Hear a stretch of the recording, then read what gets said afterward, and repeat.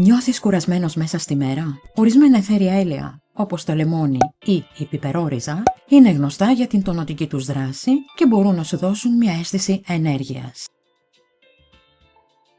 Αντίθετα, όταν το στρες σε καταβάλει και δυσκολεύεσαι να χαλαρώσεις, αρώματα όπως το μανταρίνι, η λεβάντα ή το περγαμόντο μπορούν να βοηθήσουν στην ηρεμία και τη χαλάρωση. Μπορείς να βάλεις 2 έως 3 σταγόνες αιθέριου ελαίου σε ένα πορώδες αντικείμενο ή διαχυτή, ώστε να απολαμβάνεις το άρωμα κατά τη διάρκεια της ημέρας.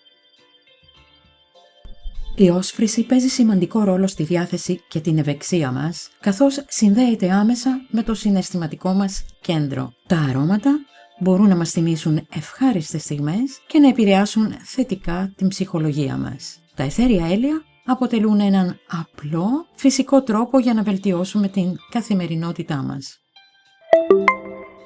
Αν θέλετε να παραγγείλετε κάποια από τα προϊόντα που αναφέρονται σε αυτό το βίντεο, θα βρείτε τους σχετικούς συνδέσμους από κάτω. Στο κανάλι μας θα βρείτε πολλά και αναλυτικά βίντεο για την κούραση, το στρες, την όσφρηση και τα αιθέρια έλαια. Πάρτε μια γεύση στη συνέχεια και μην ξεχνάτε πως οι σύνδεσμοι βρίσκονται κάτω από αυτό το βίντεο στην περιγραφή.